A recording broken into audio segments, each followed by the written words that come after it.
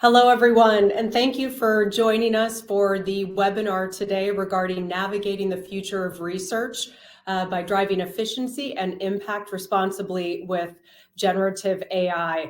I am thrilled to be able to have some one-on-one time today with one of our incredible partners, a key executive leader at Accenture, who I will let introduce himself in just a moment, Francis. But I will be leading the conversation with Francis today. I am Tracy Mabry. I am the general manager of our Factiva business here at Dow Jones, and I am also the co-chair of our AI steering committee, which is probably something that many of you out across your organizations have communal leadership around your progress with AI as well. So very thrilled to be able to now introduce our other panelists today. Francis, if you would. Hello, Tracy. Thank you for welcoming me today. I'm the Global Managing Director of an organization called Accenture Research at Accenture, which is the in-house research organization of Accenture, which is driving the production of thought leadership for the company.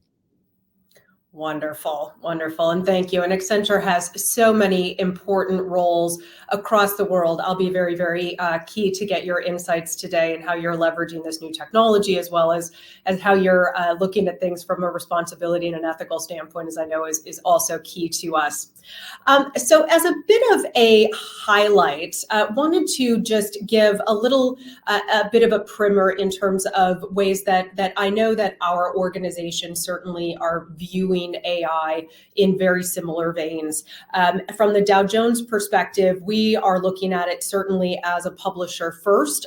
We have a lot of content certainly that is part of our publication portfolio, but we also know that it's very important for us to be a very responsible partner out within the use cases across organizations as well. So certainly I run our Factiva business, and that is one of the key delivery mechanisms for our content that I know we partner with Accenture and your teams around the world to deliver. But I would just very much like to, if you wouldn't mind, really start with a question to you just to lead our 30 minutes off today.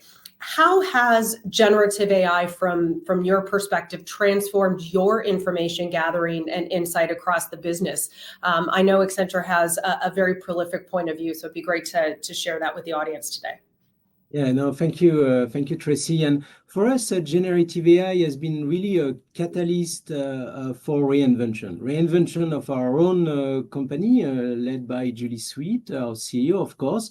Catalyst for the reinvention of a function that I lead in the company, and subsequently, it has been as well a catalyst for reinvention of clients, the partners that we work with on a daily basis. And it all started, of course, with the rise of artificial intelligence years ago. And then the advance of generative AI has really accelerated this change, which is why we speak about reinvention today.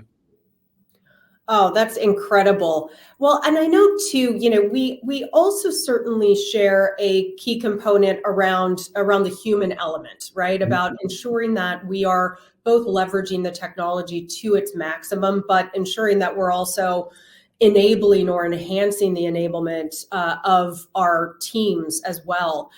We here refer to it as authentic intelligence, because we're looking at how we offer not only the domain expertise and the leveraging of the technology, but we have human enrichment and human expertise that is also at the center of our capabilities.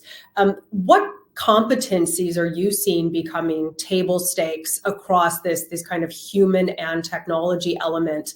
And are you specifically seeing that you need to upskill and cross-skill staff, new talent? Kind of what are you kind of feeling and hearing around your organization, and what are you taking from a steps perspective? Yeah, no, that's a very important point, Tracy. And for us, it has always been at the center of our own transformation and the transformation that we drive with our clients. Just a few months ago, our former CTO, Paul Doherty, and one of the thought leaders on my own team, Jim Wilson, co-authored a book that we call Human Plus Machine. And of course, the meaning of human plus machine is obvious, and that's been the way we've been behaving from the very beginning, is that we believe that AI can augment people, can enable them to be more productive, more creative, and it's not at all a binary view about automation versus non-automation. I think we've been digging into that very precisely on all the industry, all the geographies, all the functions. And one of the results that came out of the way we've been digging, the implication of having more AI and generative AI across function and industries, is that we believe that something like 40% plus of all the working hours across the economy can be impacted by generative AI. When we speak about that, it's not at all about automation. It's about some of it is being automation, some of it is being augmentation, and that means that, of course, as lots of companies, we recruit data scientists. It's not that only, of course. It's a lot about upskilling, reskilling the workforce, the people, and helping them to acquire these new skills, which is not going to transform them in data scientists, but which is going to help them to work with data scientists, which is going to help them to actually use these tools and make sure that they can transform the processes with which we work. Because at the end of the day, it's not only a matter of tool, it's a matter of processes. And we believe at Accenture that at the end of the day, what will make the difference in terms of productivity, in terms of return on investment, we've got lots of questions about that, of course, right now, but creation of value, it's a matter of changing the processes. And one of the things we've seen in the past few years is that when we look at the investment in AI and in generative AI more specifically, most of the companies spend something like 3 times more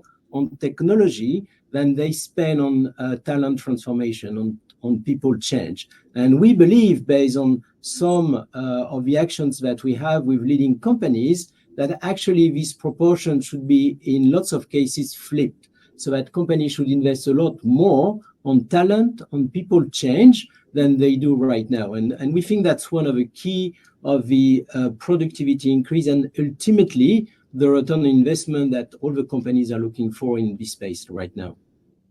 You said so many things there that I can just sense for everyone that's watching this webinar right now that will have questions about. I think if I can, one very key point is we hear statistics like 40% of the workforce impacted, right? I just have a sense that there's always the takeaway that someone's writing down 40%.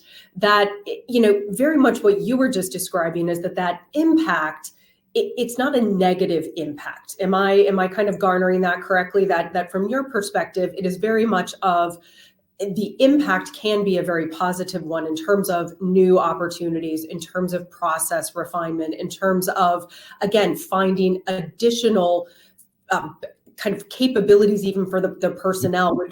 Am I kind of on the right track with that a bit? Yeah, absolutely. With one precision which matters is that when I speak about 40%, it's actually 44% if we want to be exactly precise. When we attempt to measure the potential impact, we measure the potential impact on the working hours. So it's not about job, it's on working hours. And the difference is important because it means we're not speaking about jobs being taken away. We speak about jobs being transformed because a large majority of workers are going to see some of their time, some of their tasks during the day being transformed and enhanced by using more AI and generative AI. That's really about that we make this measurement. Oh, and I think that's such an important kind of qualification, particularly for an audience today. It leads a little bit into the question, or kind of the notion of governance and oversight. Certainly, we all within our organizational remit have governance that we do on a daily basis across technology partners, certainly in terms of our own implementation. You have such a diverse and rich client portfolio that I am quite certain has its own robust governance. But I would be, very interested to hear your view on governance, right? Because as we continue to leverage this technology, as it continues to augment our lives, it really does talk about additional opportunities, even, if you will, from a governance perspective. And you at Accenture do play such a strategic role to organizations around the world in various industries. How are you thinking of balancing these innovative concepts, these upskilled talent capabilities, with compliance and really a new and kind of ever-changing notion of regulation and compliance around the world? Would you be able to delve into that a little bit, the governance component? Yeah, no, sure. The governance for us is really part of what we call the imperatives of a successful AI transformation. And there are 5 imperatives that we learned from working with more than 2,000 projects on generative AI in the past 18 months. And one of them is that being responsible, and in our language, to have responsible AI by design is one of the lessons learned as being a key to success. The others is that you have to lead with value, you have to reinvent talent and ways of working, you have to really build a digital core, and we can come back to that later on if you want. And the last one is about continuous reinvention. And so what I was mentioning as being, responsible AI by design, being one of these lessons learned, is that it really makes a difference at the end of the day. And we apply that to ourselves as well, of course. And that means that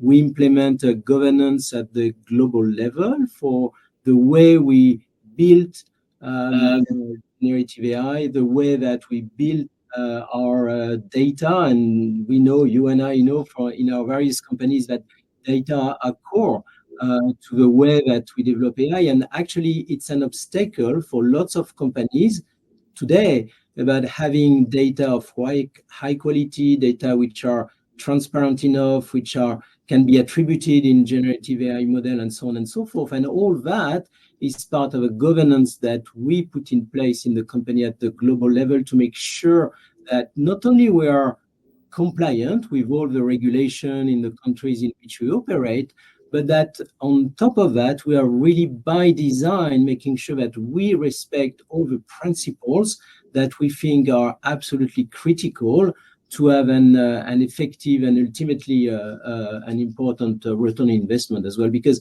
sometimes there is this common wisdom that there will be a trade-off being responsibility and profitability. In this case, we think it's absolutely not the case. There is no trade-off. To be responsible AI by design, on the contrary, is a way that ultimately to get better results.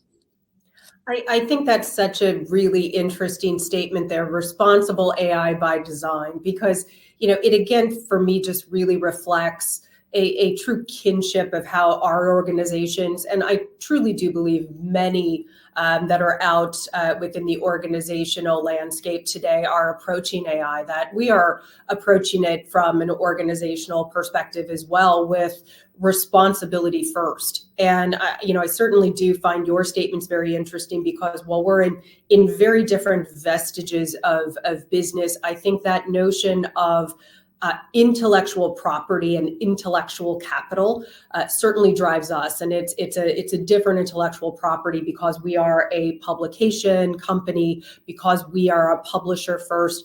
We very much view intellectual property and content creation in a very similar way to what you were describing. And for us, that is what very much leads us to be highly transparent, be very respectful and responsible with how we are not only consuming AI internally, but how we are delivering it to our clients and our partners. Because we certainly know that terms like citation and attribution and provenance, all of those are now becoming so much part of our lexicon of ensuring that we are able to deliver a audit trail, if you will, of information that we're providing out for consumption, whether it is for a professional purpose in our various ways, and as consumers, to ensure that we're able to really deliver that information with the responsibility and with the full transparency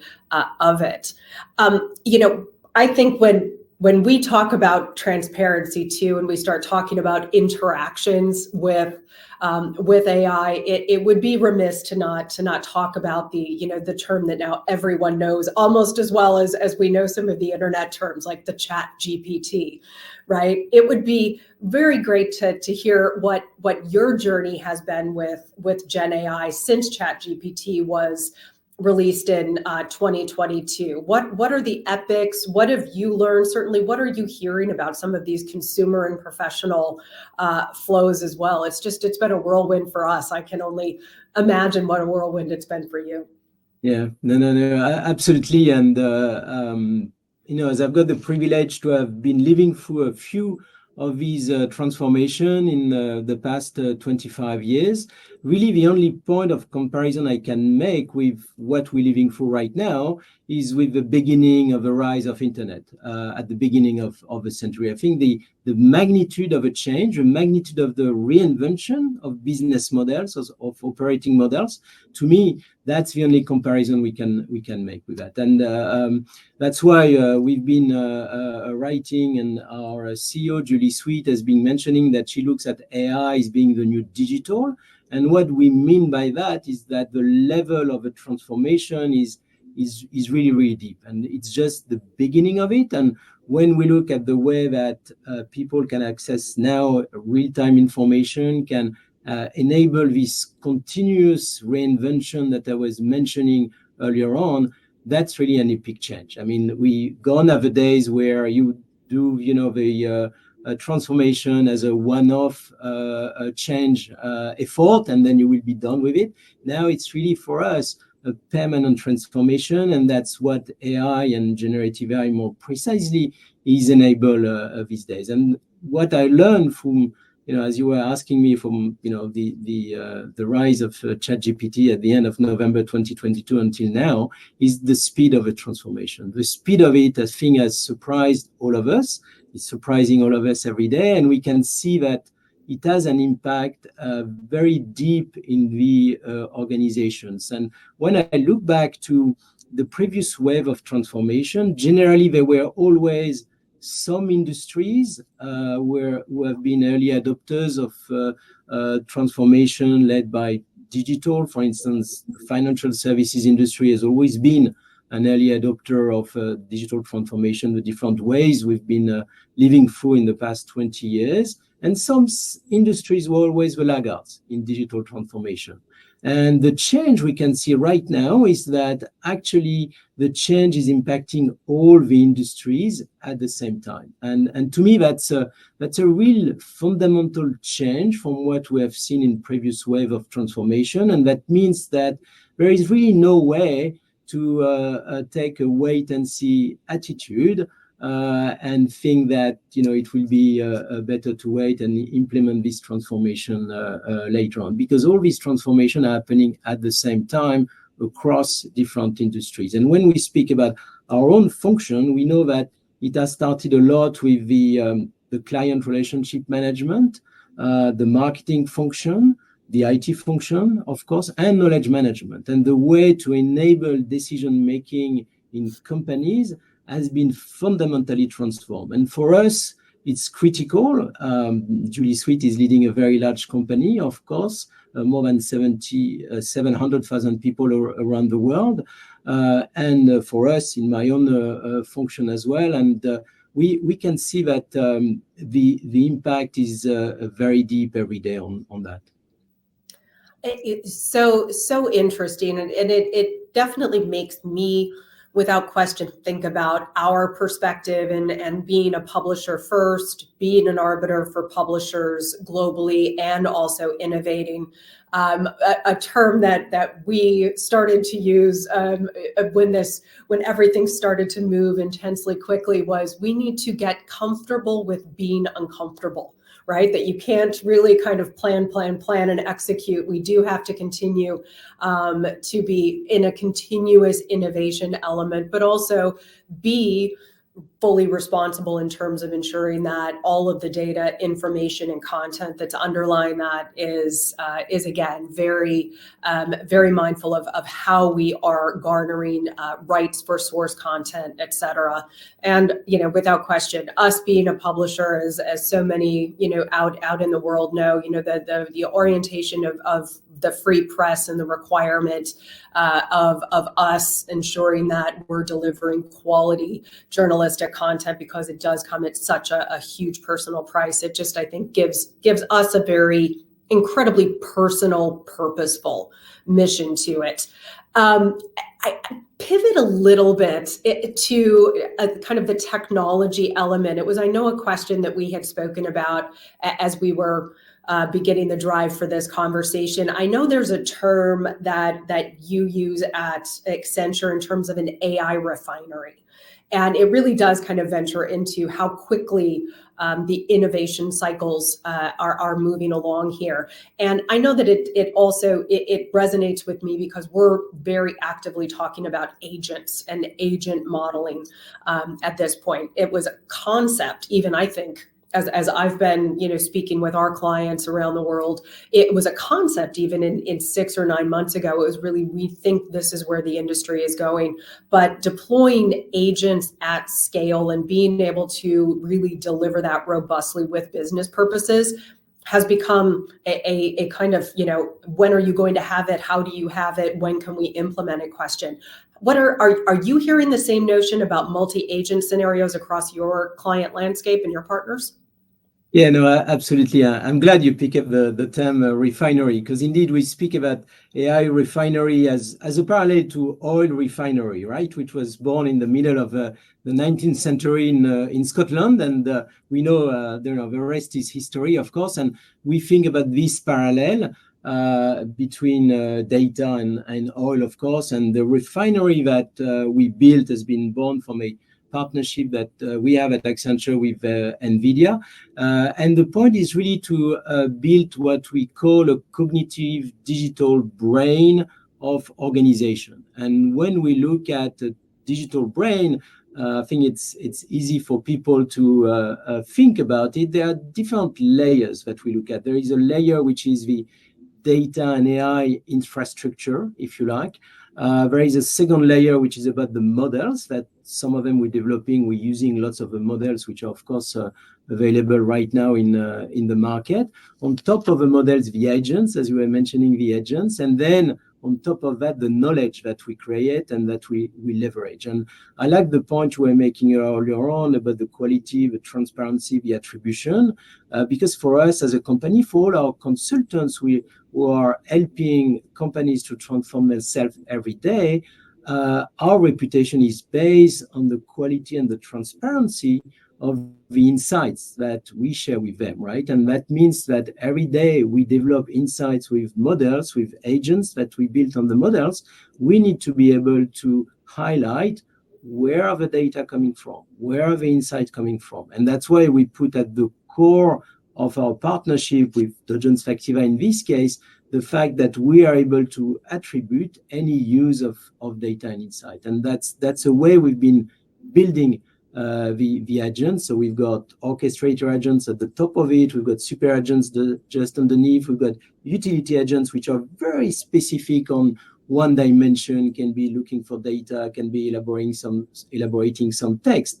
And then the super agents and the orchestrator agents are building in an autonomous manner, which is at the core, right, of generative AI, some outputs that we could not build with such a precision and such a time saving as well before. And we look at that throughout our value chain. If you think about the white space analysis, looking at what is out there, what used to take days is now taking hours at max. If you look at the development of insight through everything we are mentioning in terms of having our own in-house data built from our own experience as a company, the experience with our clients, plus the external data and insight that we get through partnership like the one we have with your own company, you plus at the end of the value chain, the editing, the publishing, you can imagine how you can reinvent the value chain with these agents. And the way we look at the productivity, the creativity at each step of the value chain, we can measure the impact. And the impact is very significant already today. And we think it's just the beginning of it, because there is so much more that is coming. That we believe that there is a lot more value to create in the short term. I think that is so insightful and just so intriguing in terms of how you're leveraging it. And because you do have just a very unique vantage point of having not only a cross industry and a cross sector view, but a very cross global view, it does, very much again, reinforce to me the process by which we initiated our foray into generative AI here, again, has been leading with that responsibility. And when you say high quality data, it does really just continue to reinforce that, as we go out as a content aggregator, if you will, to ensure that we're garnering rights, we're garnering actual licensed contract copyrighted rights with our publishing partners around the world, that we're ensuring that they get compensated for the work that they do. It just, I would hope continues to reinforce to you that you have that high quality data that you can provide for all of the scenarios that you're doing, not only internally, but in turn for your clients. So I think that high quality data component, it's not lost on me. And for anyone that's on our webinar today, I would reinforce that high quality data, the high quality provenance of the data, and to ensure that we're in compliance, not only from a technical requirement and ensuring that we are reducing and eliminating hallucinations, all of the buzz terms that we've come to know. I think we do think it's going to be continually critically important as AI matures and continues to probably drive even faster from an innovation standpoint. I'm going to open it for questions in just a moment, but what I would love, Francis, I know you work with and Accenture has very rich access to C-suite leadership teams around the world and CEOs. I would just love, before we open it up for a couple of questions, to see, are there any kind of tidbits that you're hearing from around the industry that we haven't talked about here, that you're hearing from CEOs of lessons that we could learn, or kind of key actions that we could kind of keep in mind as all of us move along this journey together? But there are many of them. One of them I was alluding to earlier is the focus on creating value, because there's been lots of companies developing lots of pilots. What we hear again and again from our clients is where is the value, and this absolutely laser focus on value on creating value is where we are working a lot right now. We can see that for various surveys of our clients, of companies in the market, that there are something like 36% of companies which developed generative AI at scale last year. 36% is, a third. It's already good, but it's not a majority yet. And we look at the companies which are creating value at scale in the company, it's less than that. So 36% developing generative AI at scale, but those who are really getting a valuable return on investment at the company level, it's even less than that. Right now, it's something around 18%. So there are lots to learn from that, and we can see there is lots of long journey to go in order to enable all the other companies to reach that level of maturity and creation of value, and that's what we work on right now. So insightful and so interesting. I think one of the questions that have come in is really around again the governance and the regulation components. And I know we have touched on regulation certainly a bit in this conversation. I'll open it up that the question is really regarding the fact that we have different regions and jurisdictions of the world that are approaching AI regulation differently, and that we have highly regulated areas and we have lesser regulated areas, and how we as organizations are dealing with that. I'll open up that, from our perspective, we are leading with ensuring that we have licensed content, that we are ensuring that we are at a legal perspective, in addition to an ethical perspective, that we're approaching our quality content, again, as a content creator first, as intellectual property is at the highest trustful level for us. So while the world and the countries around the world all are likely to have different regulatory views as we continue, we believe that if we're leading with the high quality content first, that we are going to be in a place of being able to support and partner with organizations. I don't know, Francis, is Accenture looking at it a little differently, but we're leading with quality and legal and compliance. I don't know how you. No, very much the same. Very much the same, as we operate in many countries and we are a local player in these many countries. It is absolutely critical for us to be compliant with a different regulation in the other countries and the regions in which we operate. So we driving our agenda along the same lines than the one that you just defined for your own company, Tracy. Wonderful. Well, that 30 minutes went incredibly fast. I certainly, for me, I hope too, it was full of insightful elements for everyone watching this webinar today. Certainly, it is a great privilege to be able to just spend some time and have a conversation with you. We are so grateful for you sharing your insights and being able to talk through a topic that continues to be one top of mind for all of us. So with that, I will again, Francis, thank you again so much. We very much value your partnership, and I just really thoroughly enjoyed the conversation today. Thank you. Thank you very much, everyone. Have a great day.